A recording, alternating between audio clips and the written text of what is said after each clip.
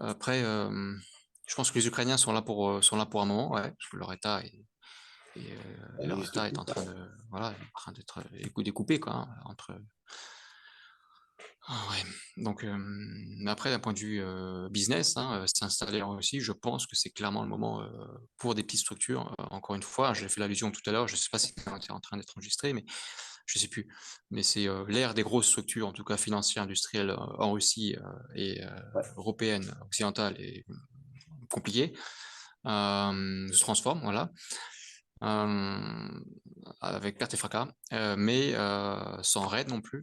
Hein, les gens c'est fait de manière juridique propre, mais sauf exception, dans le luxe notamment, Ouais. c'est un peu mal passé parce que certains finalement achetaient des objets de luxe, ils voulaient les revendre, ils voulaient juste le cash qu'ils pouvaient pas prendre dans la poche, ils achetaient des biens de luxe les plus possibles, sacs de sport et hop frontière. Hein, donc les autorités ont vu ça, ils ont fait des raids et voilà. Hmm. En gros, hein, en gros. Oui, oui, mais c'est intéressant de Ouais. savoir. Et, mais sinon, pour les petites structures, des petits entrepreneurs indépendants qui ont des vrais projets, services, industriels surtout. Surtout, hein, c'est un pays qui s'industrialise encore beaucoup. Des niches, l'aérospatiale, je sais pas, l'automobile. Mais en individuel, il y a des vrais oil and gas, services en général, médecine en général. Les salaires sont pas ouf, mais voilà, vous avez en contrepartie une structure sociale différente, voilà. Oui. Et, ouais. Mais là, il y a clairement des choses à faire, quoi. Ouais, ouais. Mm. De toute Et c'est façon, un pays libéral, c'est un pays très libéral et avec très peu de Ouais. taxes, hein. Ah, mais 13% complètement. de flat tax, hein. Mm. Ça tape, hein. Pour un pays qui est soi-disant, voilà, encore, que certains pensent communiste, faudrait qu'ils fassent un petit tableur Excel avec taxes possibles, ici taxe France, enfin versus. Ça serait intéressant de faire Ouais, un et puis tableau comme ça. Je pense que les gens seraient surpris. les Parce que secteurs c'est vraiment interdits pas l'image de la Russie de l'Ouest, hein, mais c'est marrant. Les secteurs interdits aux étrangers sont pas si nombreux que ça et sont compréhensibles, hein. Voilà, finalement, on peut faire la liste, mais on voit de quoi on parle, hein. Il y a des villes interdites, il y a des zones interdites pour l'achat de biens immobiliers, qui sont les zones frontalières, les zones où il y a des choses, voilà, on fabrique des, euh, bref, vous voyez bien quoi. Mm, mm. Ça, c'est forcément interdit aux étrangers, l'achat de biens immobiliers juste en voisinage. Mais c'est pas grave, la Russie, c'est un grand pays, quoi. Et là, actuellement, il y a des programmes fédéraux d'aide considérables pour notamment l'Extrême-Orient, hein, et puis pour la partie de la nouvelle Russie, qui restera russe, hein, tout ce qui est à l'est du Dniepr, hein, ça restera russe. Donc il y a des gros programmes d'aide fédéraux, c'est encore un peu fermé aux étrangers, un peu peut-être audacieux d'y aller actuellement. Mais Mariupol, par exemple, là, il y a peut-être clairement des choses à faire, quoi. C'est assez. Mais voilà, faut avoir le goût de l'aventure, quoi, effectivement. C'est pour commencer, peut-être pas quand même bien d'y aller. C'est peut-être pas la première destination pour Oui, entreprendre oui. en Russie, hein, j'entends bien. Hein, mais enfin bon, après, on pourra en parler, hein, quels sont les prérequis nécessaires pour, en tout cas, vivement conseillé, surtout maintenant, pour aller s'établir en Russie.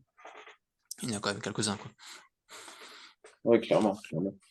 Mais c'est sûr que peut-être le plus facile, c'est d'attaquer sur des grosses villes, on va dire, enfin, je sais pas, Moscou, Saint-Pétersbourg, où tu vas me dire peut-être pas tant que ça finalement, mais pour Pour un commencer, si. occidental, le choc est, je pense, Ouais, ouais. moins violent.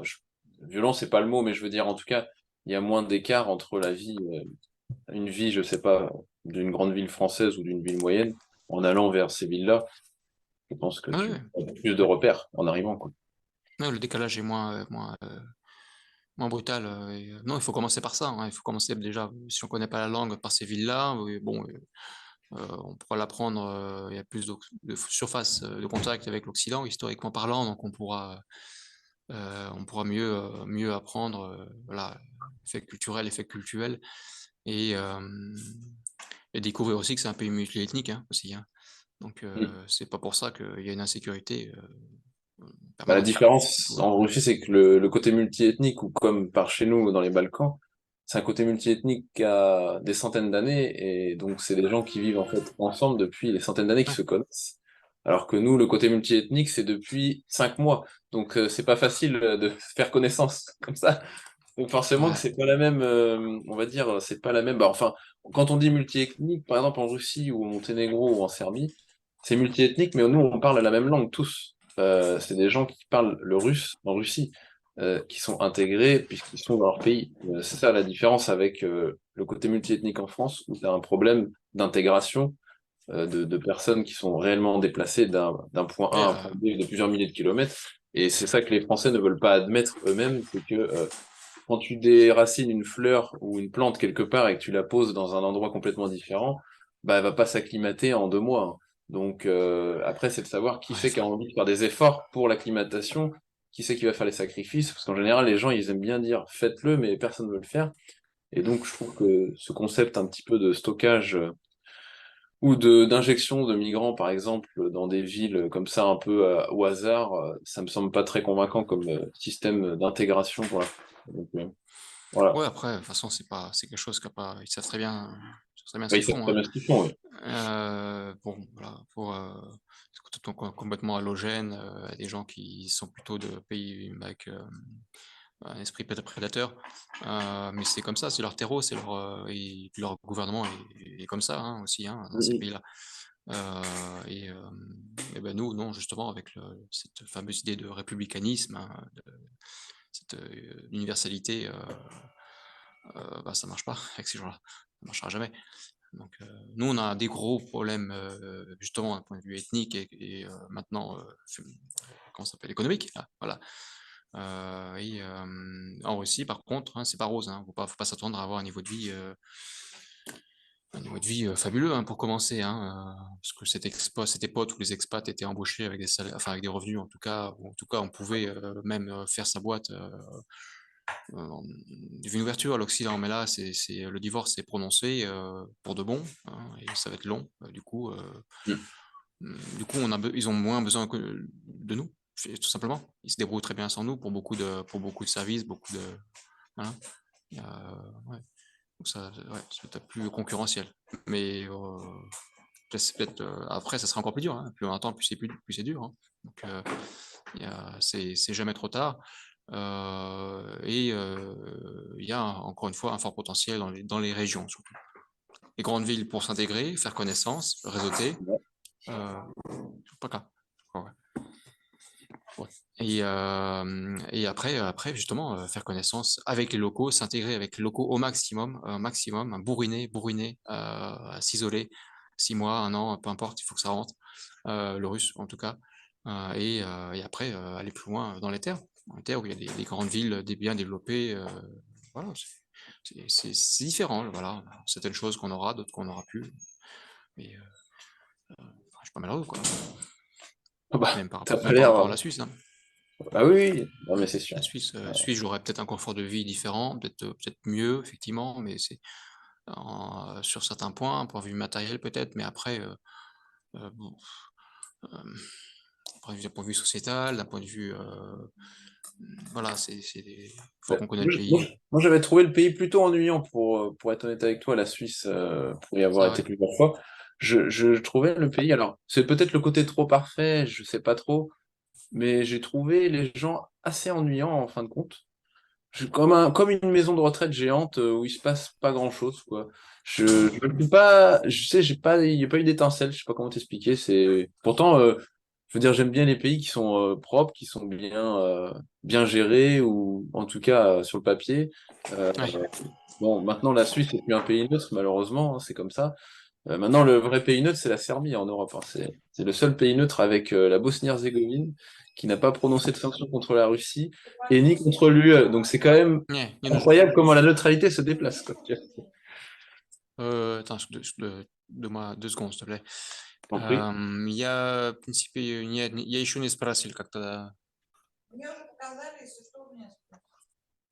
Ну, буду иметь в виду, но в принципе, я не буду как-то заниматься этим. Вакуум. Вакуум уже мне не нужен. Да, спасибо. Ну да. Euh, je te reprends. Excuse-moi, mais la Serbie paye neutre? Bah non, parce que non, moi je dirais non parce que en se plaçant du point de vue occidental, la Serbie est plutôt pro-occidental, pro-Chine, pro-Russie, pro-axe du mal. Enfin, ouais.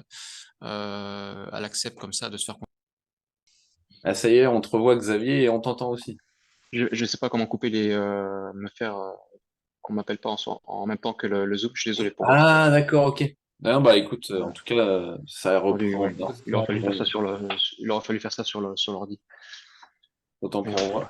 à Mais, côté. Non, mais c'est pour moi. J'aurais dû faire ça sur ordi. Mais désolé.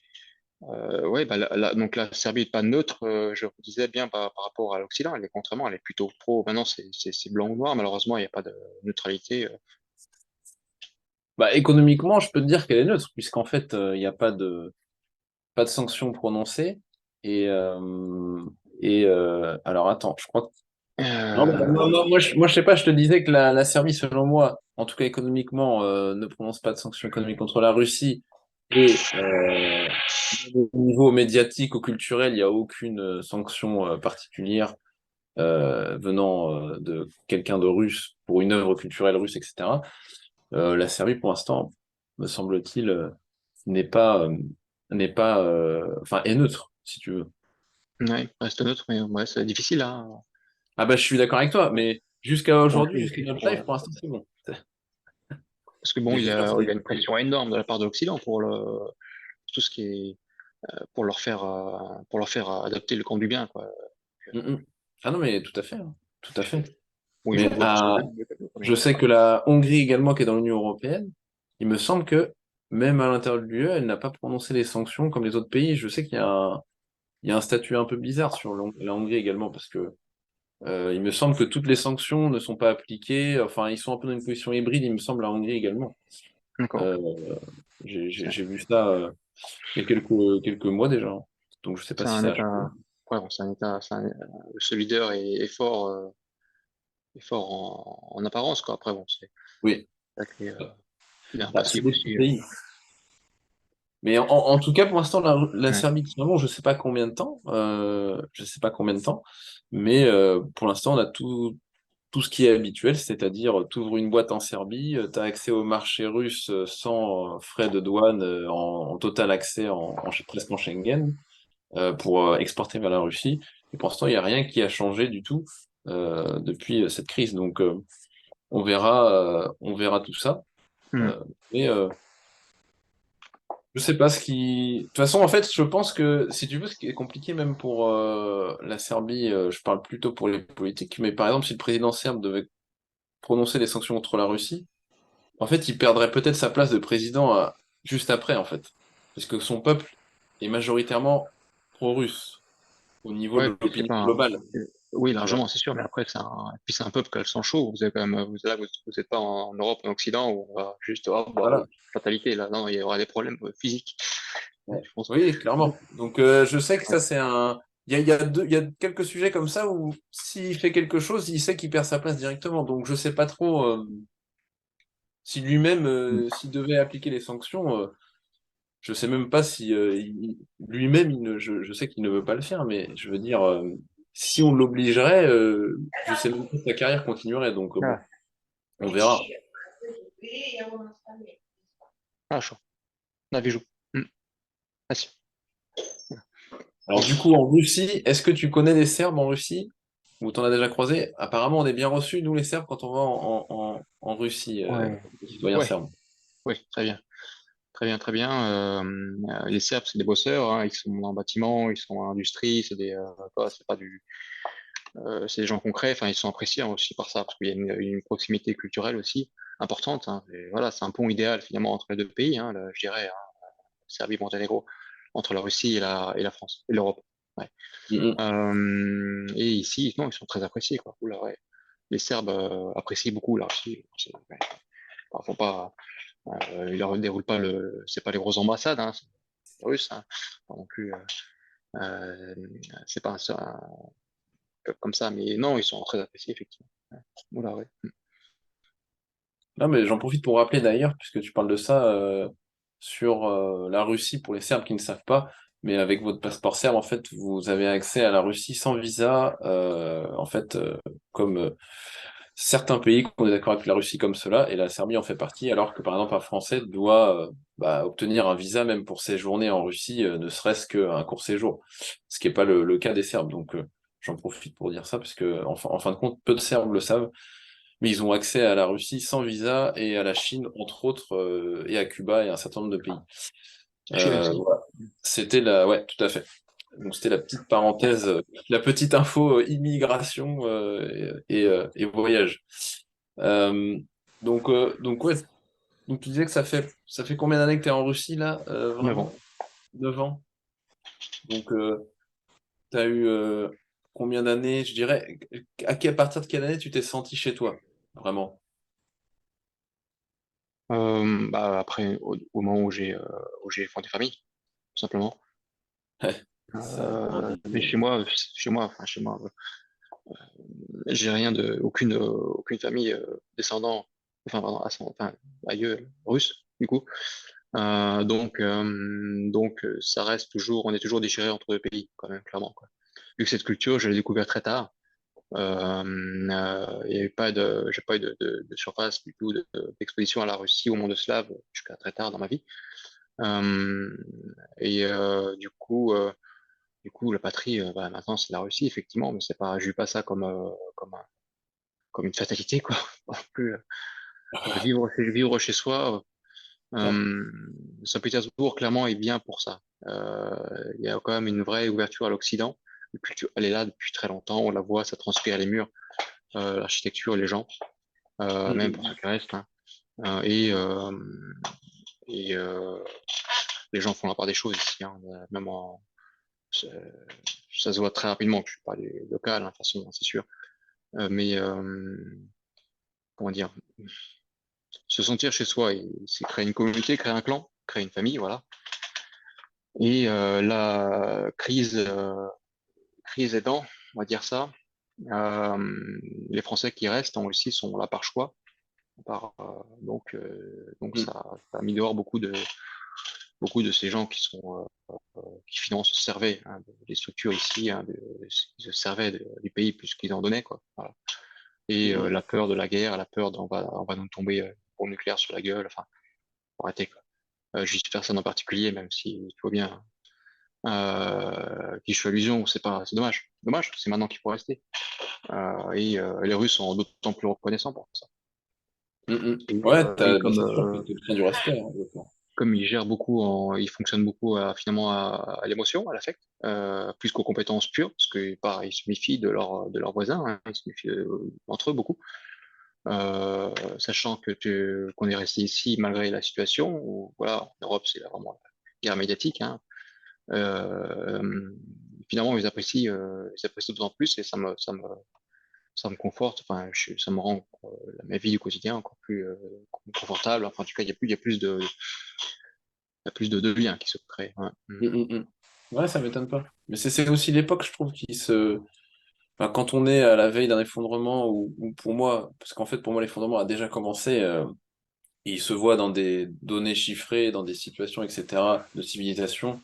On voit quand même, Ouais. moi, si je parle de la France, je vois quand même un peuple majoritairement dépressif. Et ça se confirme dans les consommations de médicaments, ça se confirme par les chiffres de Ouais. suicide, ça se confirme par le style de vie des gens.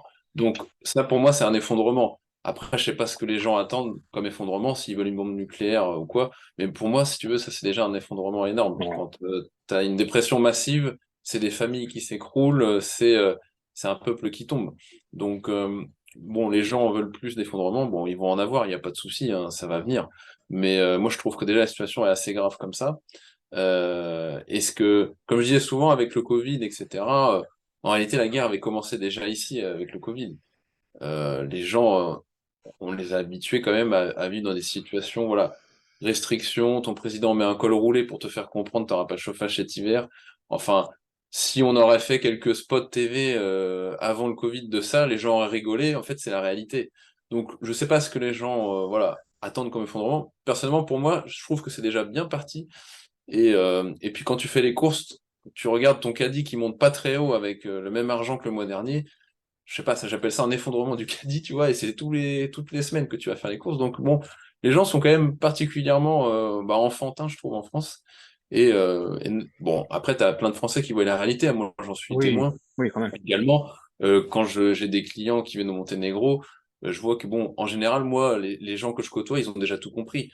Mais bon, sur 65 millions d'habitants, je pense que s'il y en a 5 ou 10 millions qui ont compris, c'est bien le grand maximum. Je pense. Je pense que c'est le grand maxi. Il y a une lucidité quand même des gens, mais que faire après, hein?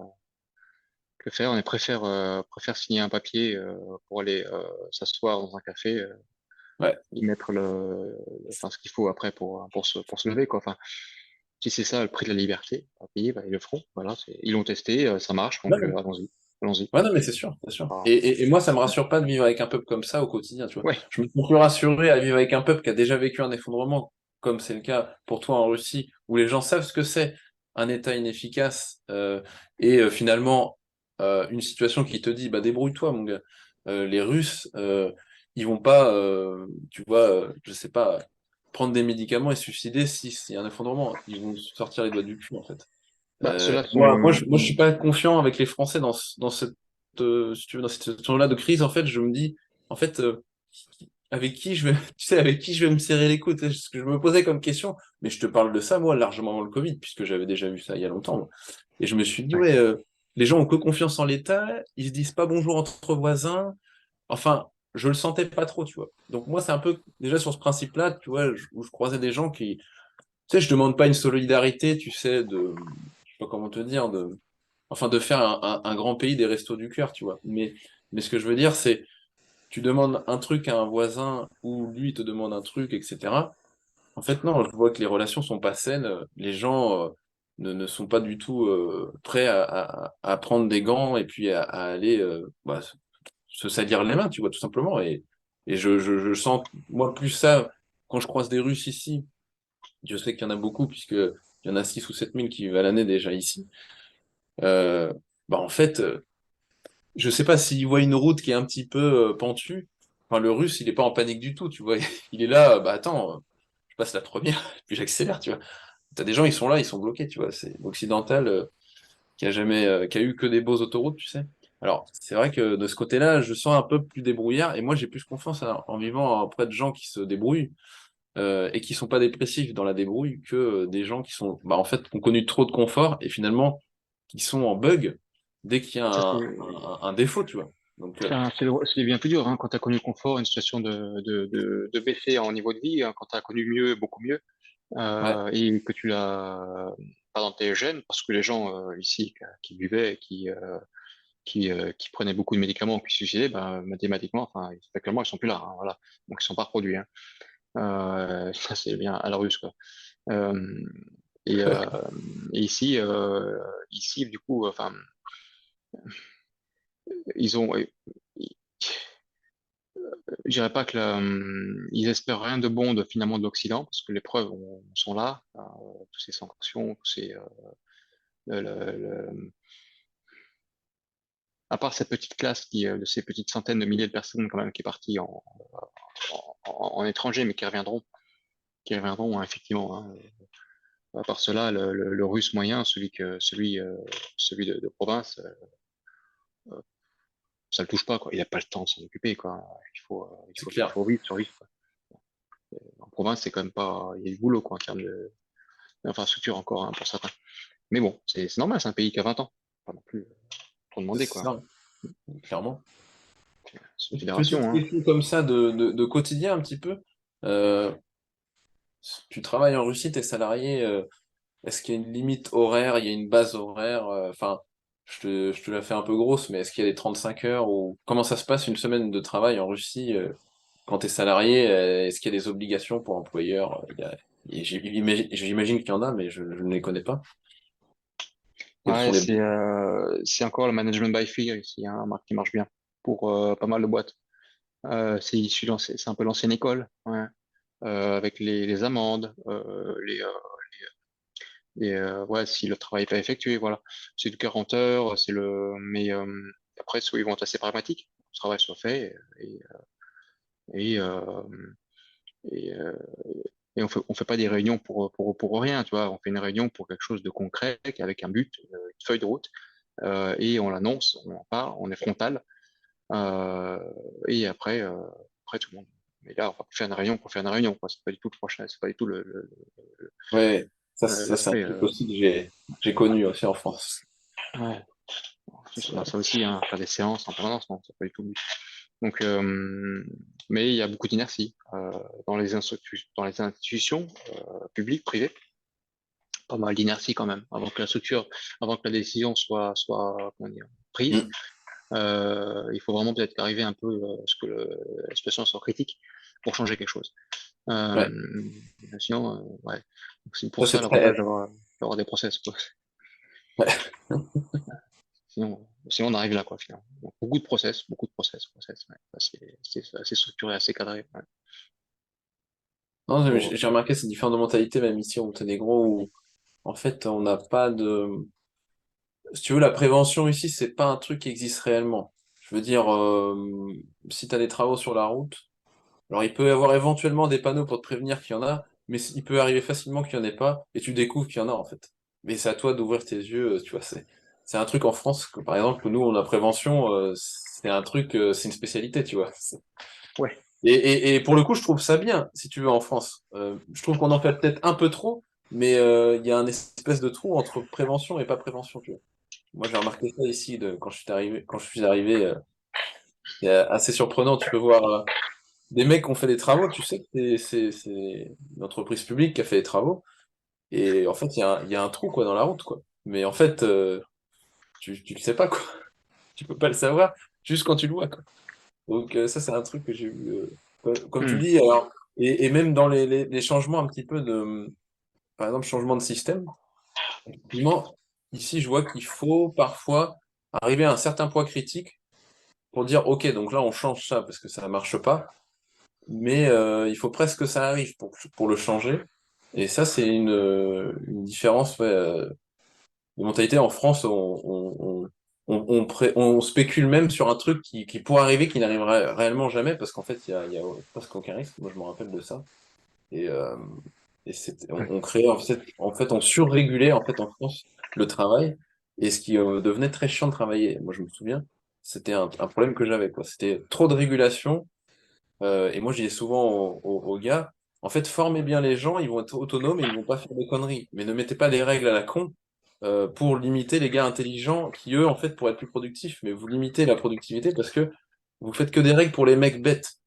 Mais en fait, il faut juste former les gars bêtes pour qu'ils deviennent intelligents un peu plus. Et vous aurez moins besoin de faire de règles, en fait.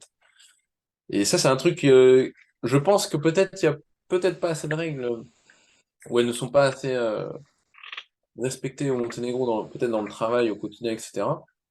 Je dirais, mais en France, il y en a trop, donc j'essaye d'être l'équilibre. Moi, je viens pour faire l'équilibre, tu vois. J'essaye de faire un espèce de truc hybride, moi, ici.